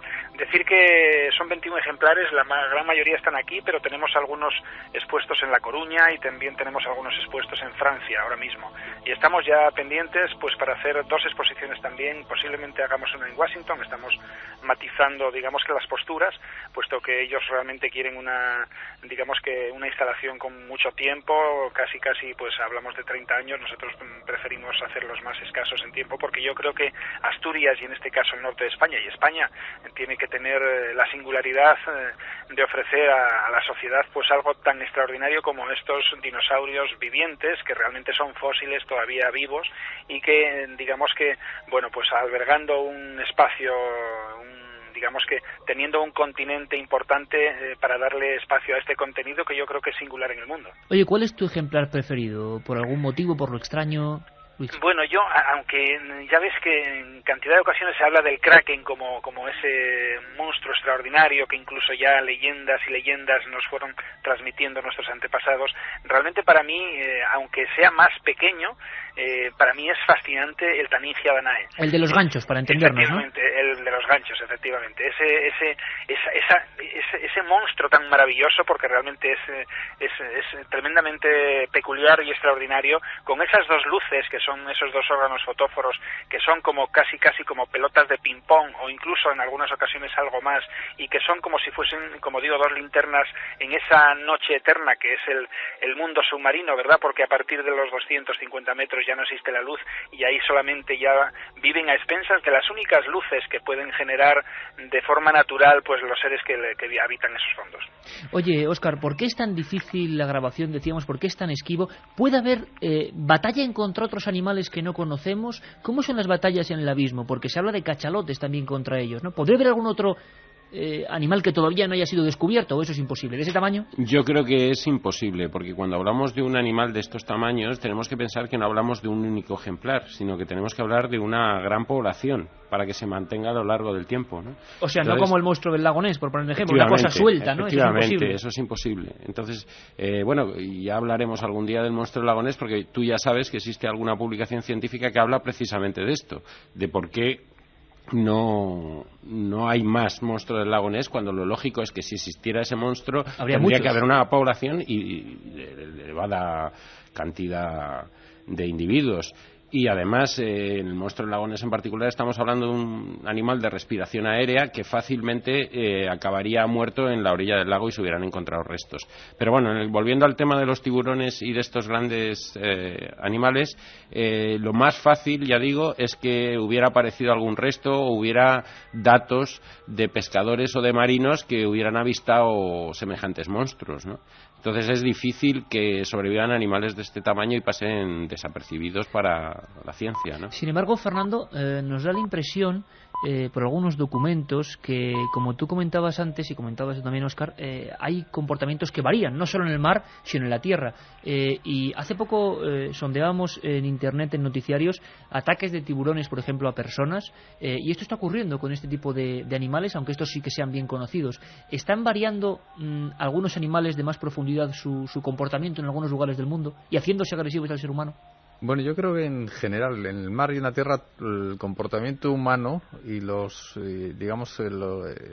cambios que nosotros estamos provocando en la naturaleza obligatoriamente provocan cambios en el comportamiento de los animales. Yo no tengo constancia de que ningún animal del abismo haya cambiado por nuestro comportamiento, salvo tristemente a lo mejor se han extinguido, porque realmente lo que sí que estamos haciendo es contaminar. Pero sí que te pongo un ejemplo muy claro que me he estado documentando además para un artículo hace muy poco, y hablan del comportamiento de los tiburones, precisamente, de lo agresivo de los ataques a las personas, de cuándo se convertían en devoradores de hombres. ¿Devoradores de hombres? Sí, es decir, cuando le cogen, digamos, el gusto a comer personas. Esto nosotros, viendo un poco la documentación, cuando existía todavía el tráfico de esclavos, yo estaba leyendo esta mañana uno de los libros estos que nos gustan tanto, de 1800 y pico, y hablan de cuando la ruta que hacían desde Mombasa y desde Zanzíbar los barcos negreros hacia América generaban un seguimiento permanente de distintas especies de tiburones, y se convertían esos tiburones, digamos, que estaban siempre alrededor de los barcos. Eso hacía que si tú te bañabas en las costas de Mombasa, de Zanzíbar, o donde llegaban los barcos en Haití y demás, con los esclavos, que generalmente cuando llegaban a puerto tiraban todos los cadáveres o los iban tirando por el camino, y los que todavía estaban tan débiles que no servían para vender también los tiraban y dejaban que se los comieran los tiburones. Eso generaba que los tiburones cogieran gusto y se habituaran a comer. ¿Qué es lo que pasa, por ejemplo, con los tiburones blancos cuando cuando están en zonas donde están alimentándose de animales de sangre caliente, como son las focas, los lobos marinos, pues en esas zonas es cuando se producen y donde se producen los ataques a las personas. Nosotros, vestidos de neopreno, haciendo surf con unas aletas, el perfil nuestro es el de un lobo marino muy parecido, y además somos animales de sangre caliente. Esa misma especie de tiburones, en el Mediterráneo, un tiburón blanco, como decía Luis Laria, o en el Cantábrico, no es tan agresivo ni tan peligroso para el hombre, porque ellos generalmente vienen siguiendo los grandes atunes o los grandes peces, y no nos parecemos tanto a su presa habitual. Es decir, si nosotros lo que hacemos es cebarles con carne humana o ser tan imprudentes de meternos en zonas donde nos puedan confundir con comida, conseguiremos que al final nos coman, lógicamente.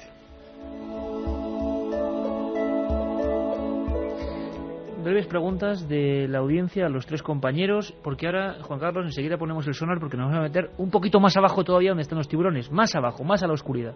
Vamos con muchas preguntas en el 7640, palabra clave, milenio, espacio, y como siempre lo que vosotros queráis. Sabéis que sorteamos 3 libros de seres extraordinarios. Rubén de Ciudad Real nos dice: he leído descripciones de enormes serpientes marinas y encajan con el aspecto del, a ver si lo digo bien, Zeuglodón, antepasado de la ballena.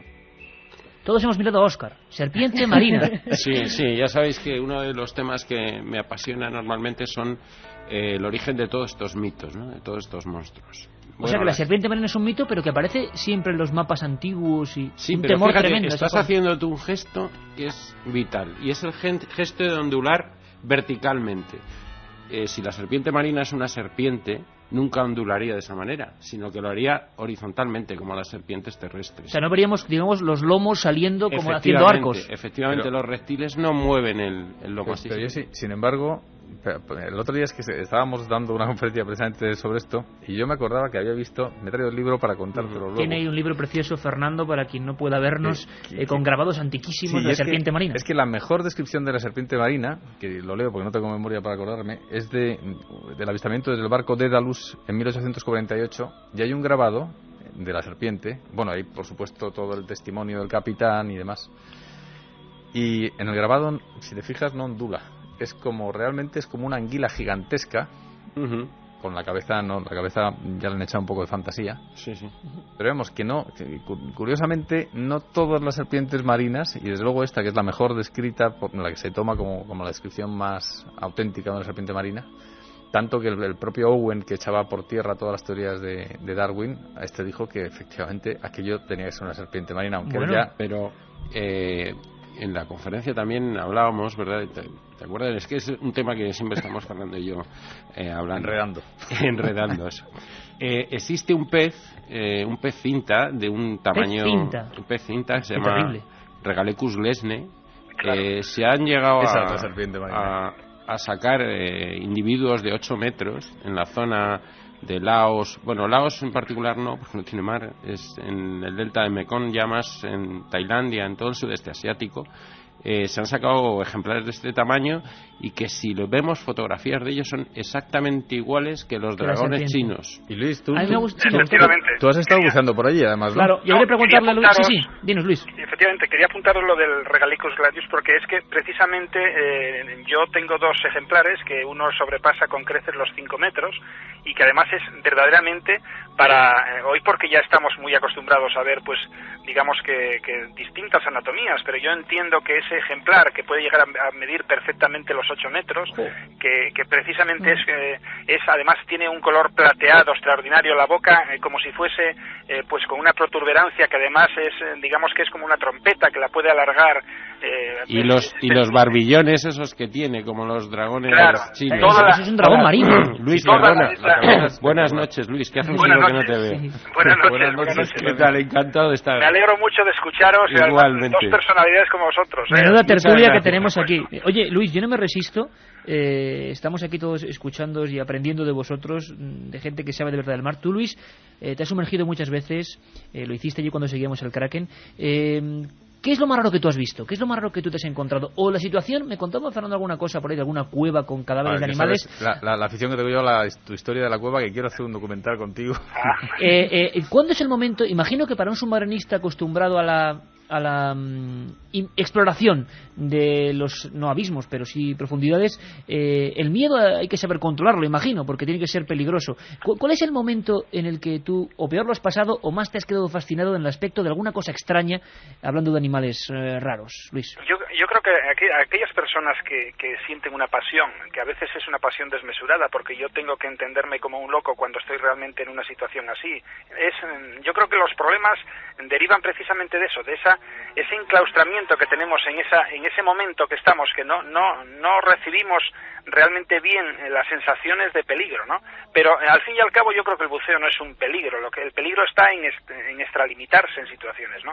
Pero realmente a veces, por ejemplo, bueno, pues podemos estar, yo recuerdo, ahora que me estabais comentando esto, recuerdo una inmersión al sur de Manado Tua, en la zona de Sulawesi, donde había una morena que yo no sé realmente lo que pesaba, pero fijaros que yo tengo aquí también en el aula del mar un congrio de 81,5 kilos.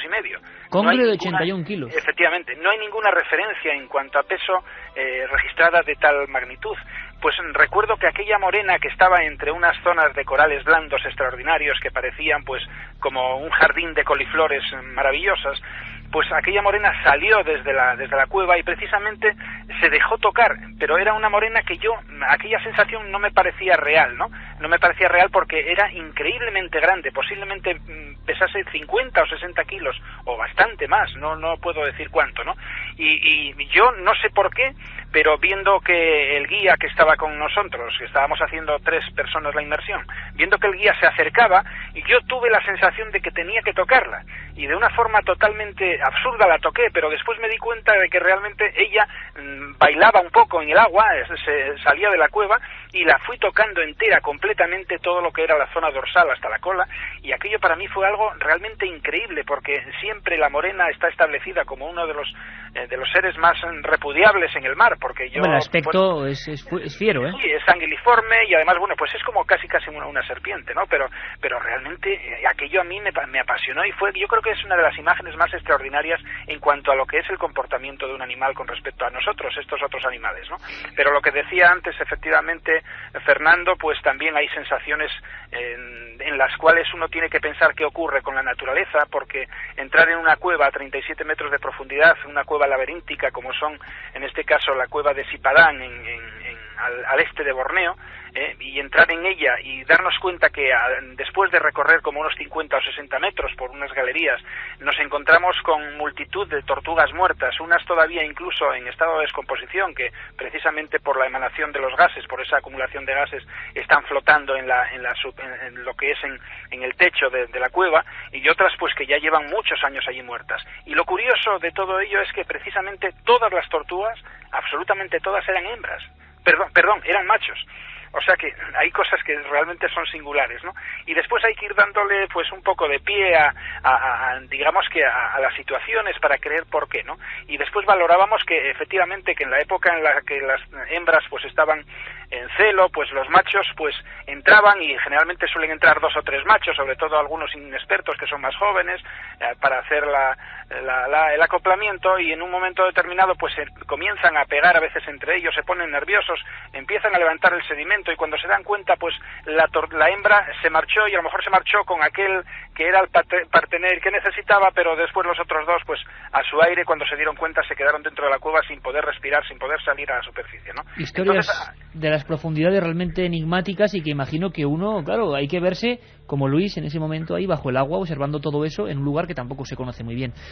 Hablaremos mucho más de inmersiones y de lo que se puede ver, y además bien cerca, no a veces en el abismo, sino bien cerca de nuestras costas, que son unas desconocidas. De momento, además, ¿verdad, Fernando, Óscar? Recomendar la visita a Luarca, a ese auténtico museo que ha montado Luis Laria con los ejemplares de calamares gigantes, fabulosamente ahí conservados, un ejemplo único, y que toda la gente, desde luego, que quiera aprender más de los auténticos monstruos marinos, que no son leyenda, que están ahí, que desde luego los atenderá con los brazos abiertos. Luis, amigo, un abrazo muy fuerte, compañero. Un abrazo a todos, muchísimas gracias. Luis. Un abrazo. Gracias, un abrazo.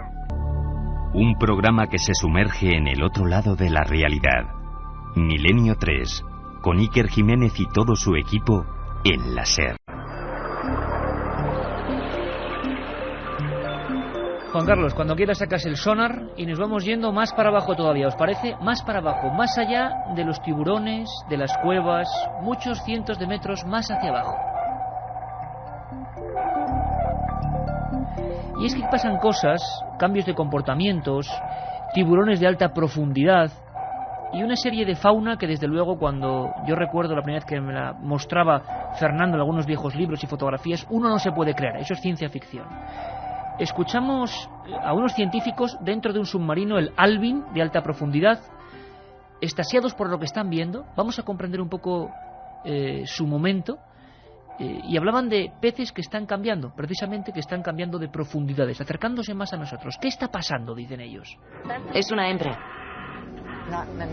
No muchos pueden descender con un sumergible a más de 900 metros de profundidad. Nunca estás segura de lo que vas a descubrir y tienes esa incertidumbre de no saber qué podrás ver en cada nueva inmersión. Mira el tamaño de ese bicho. Mide 3 o 4 metros de largo.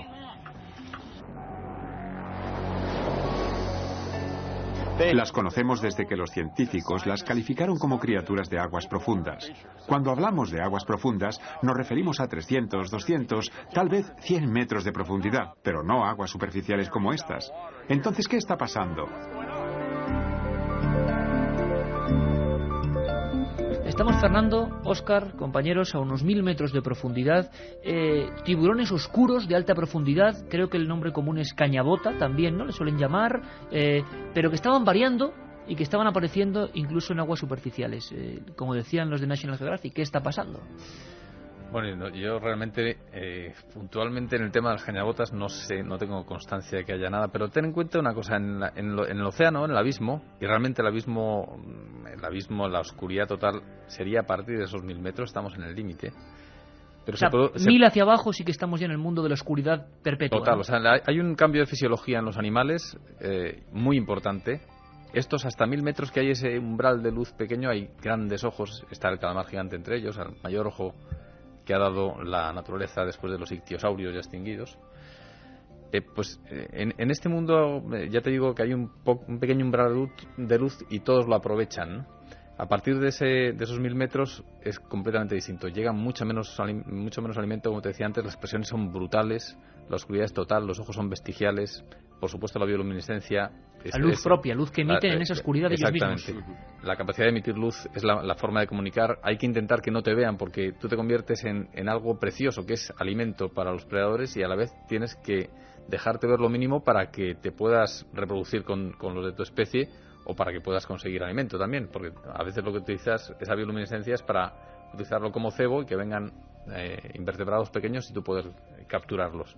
Es decir, es un mundo terrible en cuanto a violento, imagino, ¿no? Exactamente, a que hay una necesidad de comer absoluta, y eso hace que sean unos animales con unas bocas que pueden comerse. Tú ves al pez pelícano, por ejemplo, y tiene una boca que cuando la abre, la despliega, podría comerse un animal de su tamaño. Tú imagínate tú comerte y un digestivo elástico capaz de recoger ese alimento que han cogido por la boca e incluirlo dentro, porque claro, normalmente ves una cabeza muy grande, un ojo muy grande y un cuerpo delgadito y alargado, pero el digestivo dentro de ese cuerpo es capaz y tiene una elasticidad tremenda para cuando el alimento es muy grande, capaz de asimilarlo, ¿no? Estamos ya a unos 2000 metros, por ejemplo, Óscar, o profundizando. Yo recuerdo en algunas, yo creo que incluso a mucha más profundidad, porque no se sabe mucho. Es decir, es como si metemos un cebo con una luz en ese momento concreto, pero no sabemos lo que hay alrededor. Y había nombres, Óscar, que me dejaban alucinado. Por ejemplo, Vampiroteutis infernalis. Esto no me lo invento yo, ¿verdad, Óscar? No, en absoluto. En esas profundidades todos los organismos tienen formas muy adaptadas a gastar poca energía también. Realmente esa falta de alimento lo que hace es que haya falta de energía, ¿no? ¿Pero cómo es este bicho? Porque con ese nombre... Mira, en esas profundidades los cefalópodos, o sea, los calamares y todos estos animales, estos moluscos, ¿no?, de muchos brazos, suelen tener los brazos unidos por una membrana que les facilita moverse como una medusa. O sea, la forma de desplazamiento no es como la de los calamares normales, con un sifón, con una propulsión a chorro, que es lo que les permite ese sifón, por contracción del manto, expulsar el agua por el sifón y salir disparados, ¿no? Los movimientos de estos calamares, ya digo, son muy parecidos a una medusa, Incluso cuando los ves por primera vez te crees que es una medusa y no, son calamares. Y además, no en el caso del vampiroteutis, pero sí en otros, los cuerpos suelen ser muy transparentes, parecidos a las medusas. Sí, porque hay una escasez de proteína tal que los cuerpos se quedan de ese tono, ¿no? Vamos con más preguntas, pero antes, Fernando, ¿por qué los científicos le ponen a ese, cuando lo ven, ese nombre? Eso no es casual, Vampiroteutis infernalis. A mí me gustaría que pudiéramos transmitir por una vez una imagen real a las personas que nos están oyendo y lo entenderían simplemente con verlo. Porque cuando tú ves es un calamar de color rojo teja oscuro con lo que son las aletas con las que mueve el cuerpo, que la tiene al final del manto, son como grandes orejas de cerdo, es decir, tiene un aspecto raro. Tiene unos tentáculos cortos y un ojo de azul turquesa, muy extraño, que se cierra como una especie de diafragma, y que lo impresionante que tiene es que cuando se asusta, los tentáculos se cubre, o sea, le da la vuelta a los tentáculos, se cubre, y por debajo los tentáculos son como el Taningia danae del que hablaba Luis, están llenos de ventosas, de ganchos, de garfios. Entonces se da la vuelta y se convierte en una especie de pelota llena de garfios por todas partes, con la boca en el centro. Y eso hace que de aspecto pues sea bastante terrorífico, aunque luego el animal, me imagino que por su tamaño y demás, pues no supone ningún peligro. ¿A cuántos metros estamos, Fernando, más o menos? No, pues el Vampiroteutis yo creo que está del orden de 300 metros, por ahí. Sí. O sea, estamos por encima, en el Vampiroteutis estamos por encima. De todas formas que... O sea, que están más arriba. Están más arriba, pero ten en cuenta que precisamente por esa escasez de alimento, en el abismo se produce la mayor migración de animales de la naturaleza, o sea, de biomasa en la naturaleza, porque todas las noches los animales suben a buscar alimento. Cuanto más arriba, más alimento hay, y luego con las primeras horas de luz vuelven a bajar, ¿no? Y luego hay quien dice que los monstruos no existen, los monstruos en el imaginario popular. ¿Os imagináis, como decía ahora mismo Fernando, una esfera de pinchos, de garfios, con la boca en el medio, navegando por la oscuridad perpetua? Imagínate una noche romántica en el mar, bañándote en el mar por la noche, que te suba un vampiro. Que no sabemos lo que hay en el mar, no sabemos lo que hay en el mar. Bueno, me parece que Fernando y Óscar van a tener que empezar a hacer las maletas, a construir otro de esos submarinos en busca del calamar gigante, porque un vigilante en el puerto de Málaga nos dice que le han dicho los portuarios que han visto un calamar gigante vivo y que vive en unas tuberías. Pero como un calamar gigante en unas tuberías. Hombre, eso es lo que le han dicho. Yo si le han Tenemos comentado datos, que vive en una tubería un calamar gigante, lo que habría preguntado a estas personas es ¿qué han tomado? ¿Qué es lo que han tomado? ¿O qué han fumado? Vamos con más. ¿Y cómo lo han visto, no? Las serpientes marinas de las cartografías se colocaban en lo que se creía el fin del mundo conocido o aguas desconocidas. Esto lo producía el miedo. ¿Es cierto? Otro amigo. ¿Por qué siempre ha habido ese miedo a los monstruos marinos? Miedo existe a todos esos animales que nos resultan extraños, porque tendemos a humanizar a esos animales. Por ejemplo, porque tenemos que les miedo... ponían caras de hombre en los dibujos muchas veces. También es que los dibujos no los hacían los mismos observadores. Estaban hechos por dibujantes que jamás habían estado a lo mejor en el mar. Esto se ve muy claro en grabados antiguos, ¿no?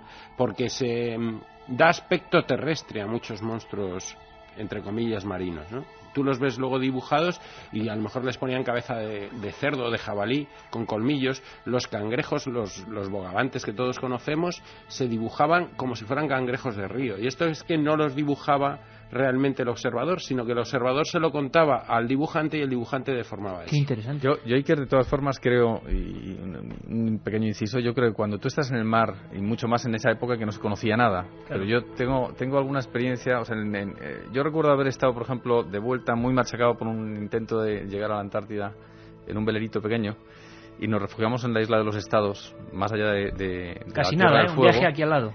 Y bueno, habíamos estado visitando es un antiguo presidio que dejaban allí a la gente que no, como es una zona tan terrible de mar, pues no te puedes escapar, y vivían los presos asilvestrados, y estaba lleno de cruces, era un sitio bastante siniestro. Como el Milenio 3, vamos. Y volviendo, exacto, tenía mucho encanto, pero por la noche ya, otra vez en el barco y volviendo por los canales fueguinos, pues tenías en la mente ideas un poco torcidas, digamos, y tu espíritu no estaba muy bien.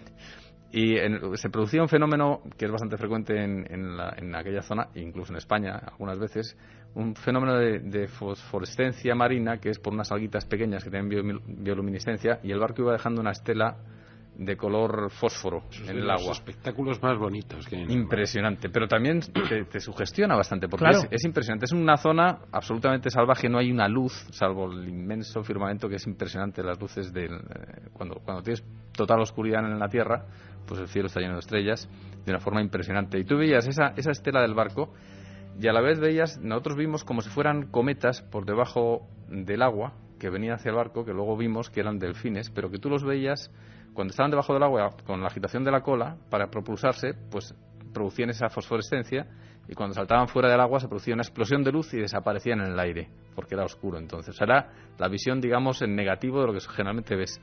Y en ese momento alguien que no conozca, yo me pongo 2 siglos atrás, y eso puedes imaginarte que es cualquier cosa, ¿no? Un auténtico monstruo. Juanchu de Castro Urdiales, en Cantabria, nos dice: estoy pescando y me voy ya mismo. Con lo que estáis contando no me extraña. Que no se vaya, qué envidia. Un día le contaremos Nos da mucha envidia, porque Fernando y yo somos pescadores. La Gaceta del Norte sacó, Óscar, en Laredo, no en Castro Urdiales, en Laredo, la historia del monstruo de Laredo. Una historia que os tengo que pasar, porque la recuperé en la hemeroteca. Imagino que sería el resto de algún gigantesco animal, pero las fotografías ocupando la portada del periódico eran como una serpiente marina, realmente. O uno de estos bichos que habéis hablado antes. Antón de Lugo pregunta: ¿los expertos pueden hablar del pez ogro que vive en los abismos? El pez ogro. No tengo ni la menor idea. Hay un pez ogro, claro, depende cuál sea el nombre. El nombre común, que es muy parecido a una... es como si fuera un blenio gigante con unos dientes muy aparente. El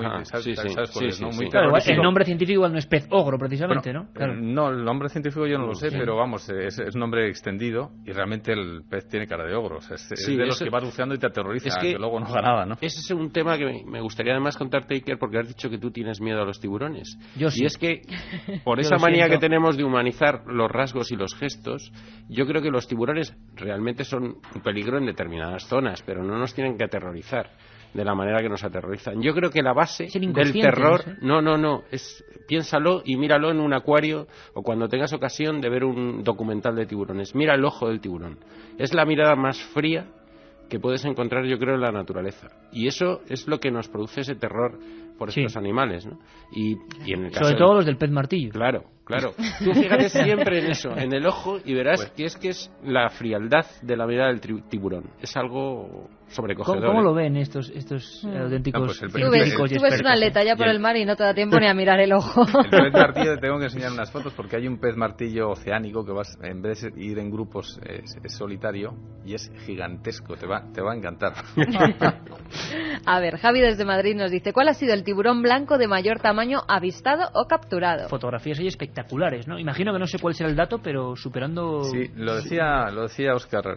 Más de 10 metros, 7, 8 metros. No, se habla de 10 metros, pero vamos, los restos no han llegado nunca a ser medidos y publicados, ¿no? O sea, lo que sí se conocen son tiburones blancos de 7 y casi... Esperamos, un tiburón blanco de 7 metros, yo muy te grueso, aseguro... además, mira, ¿no? yo intentando rodarlo en el sur de Australia, le preguntamos al que en teoría nos tenía que diseñar las jaulas, y le dijimos: bueno, pero que queremos una que sea seguro. Y dice: pero no seguro, ¿a qué se refiere usted? Pues una que pueda parar a un tiburón blanco, de los grandes. Y dice: no, vamos a ver, yo le puedo hacer una jaula para sumergirse y rodar tiburones blancos, pero como venga uno a partir de 7 metros, no hay una jaula que pueda parar a un tiburón que quiera comerte. Bueno, un peldaño más del que hablaremos otro día, porque por supuesto la tertulia continuará. ¿Quién sabe cuándo? ¿Quién sabe cómo? Ese es el enigma de Milenio 3, pero disfrutamos de verdad como en vuestra presencia, amigos.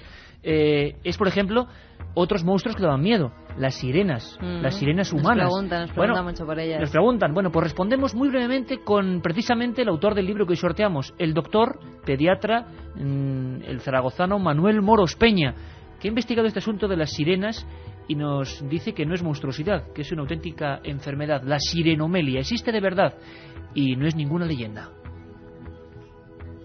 Bueno, realmente hay una malformación congénita muy poco frecuente, puede afectar a uno de cada 60.000 recién nacidos, que guarda cierta similitud con lo que es la representación clásica de las sirenas. Entonces esta malformación precisamente se llama sirenomelia. Bueno, pues consiste en una falta de desarrollo de las extremidades inferiores. Entonces son niños que nacen pues con la mitad superior del cuerpo normal, por decirlo así, pero la parte inferior no está desarrollada. Entonces las extremidades inferiores están completamente fusionadas, terminan en una especie como de extremidad cónica y sin pie. Entonces así simple inspección física puede recordar un poco por las representaciones clásicas de las sirenas, tal como las conocemos, ¿no? La otra realidad. Milenio 3, en la cadena SER. Estabas comentando algo, Óscar, de la sirena de Segovia. Sí, ya sabes que lo hablamos recientemente. En Segovia hay un museo de la brujería y allí tienen una pequeña sirena. Yo cuando lo vi anunciado en el periódico, en cuanto pude fui para allá, y digamos la parte superior parece el feto de un niño, la parte inferior, y es que la luz no acompañaba muy bien para ver aquello, pues podría ser bien las extremidades de un albatros o incluso de una foca, ¿no? Con unas membranas y unas uñas, y es que me lo ha recordado ahora cuando hablaba este señor aquello, pero claro, en la parte inferior no coincide con la claro, podría ser un esta. hábil montaje de los Sí, santos que había, esa ¿no? fue mi idea. Cuando fui allí, tratar de hacer unas fotos no pude hacerlas y estudiar más detenidamente aquello, pero claro, es que la falta de luz y el que no puede hacer las fotos un sitio tenebroso también. No es una sirena, pero es Katia Rocha, que está aquí con nosotros. Por cierto, Katia, vamos primero con los 3 ganadores y luego vemos las últimas preguntas. Ricardo de Villalba es uno de los ganadores de este libro de Manuel Moros Peña. ¿Es posible que exista una civilización en el abismo? Es lo que nos pregunta. Dice que Humana, si podría ser algo ¿no? parecido a las leyendas de sirenas. Parece ser que a Ricardo también le gustan las sirenas. Paquito nos dice: ¿cómo puede ser que en esas profundidades viva gente o vivan seres humanos? ¿Serán vistos por otros sentidos, desconocidos por nosotros? Yo los llamaría seres extraordinarios. Sí, pero no humanos, animales, claro, animales. Nos dice Paquito. Y Rubén de Valencia pregunta: ¿qué sabéis de unos extraños sonidos que se produjeron en las Baleares hace unos años? Tenemos que haber invitado a Chema Font también. Cierto, Katia. Chema Font, que se metía ahí sumergiéndose, ¿te acuerdas? Con las grabadoras, unos sonidos que pues que nunca se pudieron descubrir que acusaron a tiburones incluso. Que movilizaron a toda la prensa mallorquina y que al final no se supo absolutamente nada. Muy rápidamente, Carmen, ¿alguna pregunta más? Hola compañeros, me llamo Vanessa y me preguntaba cómo pueden sobrevivir ciertos animales a una presión tan grande. Todo el mundo indica, como decía Katia, eso, ¿no? Que las presiones son increíbles y por eso los cuerpos son así, como habéis dicho, ¿no? Sí, y además compensan, si la presión interna es igual que la externa, pues pueden aguantar esas presiones. Una idea para terminar: ¿existen estaciones submarinas similares a las espaciales? ¿Dónde residirían investigadores, biólogos, por periodos más o menos largos? Fernando, ¿te animas? No existe. Ahora igual no. Ahora igual no. Pero dentro de mucho tiempo, lo sabe, que sí que hay algunas pruebas, no en el abismo, por supuesto, pero a profundidades 30-40 metros hay ciudades, como si fueran iglúes experimentales ya desde hace años. Yo no les he seguido la pista y te estoy hablando desde hace años, donde sí se hacen las primeras pruebas, ¿no? Bueno, científicos de verdad, del CSIC, biólogos, zoólogos, y hemos hablado de monstruos marinos y nos hemos sumergido. Hoy este estudio ha sido un batiscafo. Espero que hayáis disfrutado tanto como nosotros, amigos. El martes programa especial y esta noche a las 3. Un abrazo.